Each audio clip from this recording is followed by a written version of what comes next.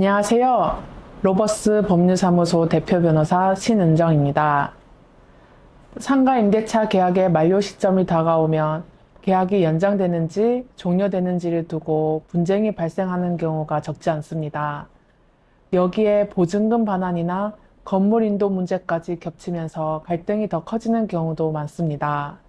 오늘은 상가 건물 임대차 보호법에서 규정하는 묵시적 갱신이 어떤 경우에 성립하는지, 그리고 어떤 경우에 성립하지 않고 계약이 종료되는지를 실제 사례를 통해 살펴보겠습니다. 임대인은 해당 상가 건물을 매수하여 임대인 지위를 승계하신 분이셨고, 임차인은 이곳에서 숙박업을 운영하고 있었습니다. 계약 만료를 앞두고 임대인은 계약을 유지하고 대신 월차임을 5% 인상하겠다는 의사를 전달했습니다. 하지만 임차인은 건물 계단, 천장, 페인트 수리를 먼저 해줘야 월세를 5% 인상이 가능하다고 하였습니다. 결국 양측은 계약 갱신 조건에 합의하지 못한 채로 계약 종료일이 지났고, 임차인이 계약이 갱신되었다고 주장하자 임대인은 임차인을 상대로 건물 인도를 청구하는 소송을 제기하였습니다. 이 사건의 재판 과정에서는 크게 두 가지가 핵심 쟁점으로 다루어졌습니다. 먼저 임대인의 조건 변경 통지가 적법하게 이루어졌는가입니다. 상가 건물 임대차 보호법에 따르면 임대인이 계약 만료 6개월 전부터 1개월 전까지 임차인에게 갱신 거절이나 조건 변경의 통지를 하지 않으면 이전 계약과 동일한 조건으로 임대차 계약이 갱신됩니다. 임차인은 임대인이 정식으로 갱신 거절을 하지 않았으므로 계약이 묵시적으로 갱신되었다고 주장했습니다. 하지만 법원은 다르게 판단했습니다.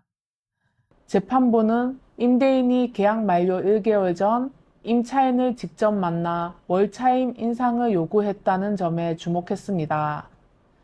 또한 이후 주고받은 문자 메시지와 내용 증명 등 모든 정황을 살펴볼 때 임대인의 요구는 법에서 정한 조건 변경의 통지에 해당한다고 보았습니다. 즉, 임대인은 법적 기간 내에 조건을 변경하는 의사와 조건 변경에 동의하지 않는 경우 임대차 계약을 종료한다는 의사를 명확하게 하였기 때문에 묵시적 갱신이 일어날 여지가 없다고 본 것입니다.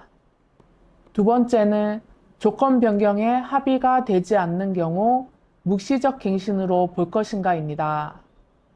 임차인은 임대인이 페인트 칠 수리를 해주지 않았으므로 5% 인상이 결렬된 것이고, 계약은 기존의 조건대로 갱신된 것이라고 맞섰습니다.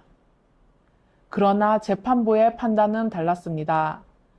임차인이 페인트 수리를 임대차 계약 갱신 조건부로 제시한 것은 임대인이 요구한 월차임 인상 조건에 동의하지 않겠다는 의사표시로 해석되었습니다.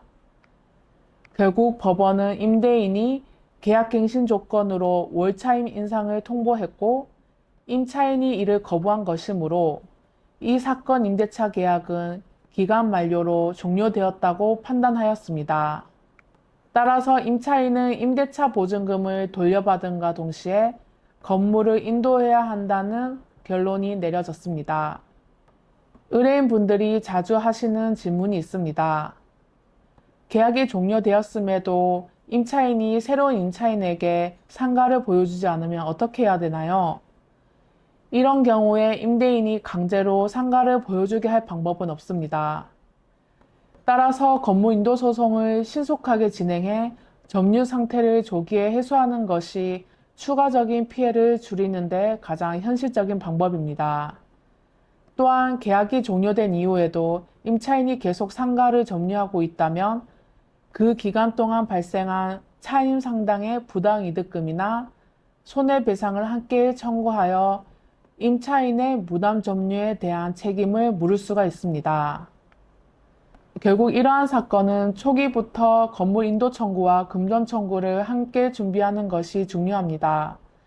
오늘 말씀드린 사건의 핵심은 상가 임대차 계약 만료 시점에 임대인이 적법한 기간 내에 법적으로 정한 범위 내에서 조건 변경 의사를 표시했다면 임차인이 다른 조건을 추가로 제시한다고 하더라도 협의가 이루어지지 않는 경우에는 계약은 묵시적으로 갱신되지 않고 종료된다는 점입니다.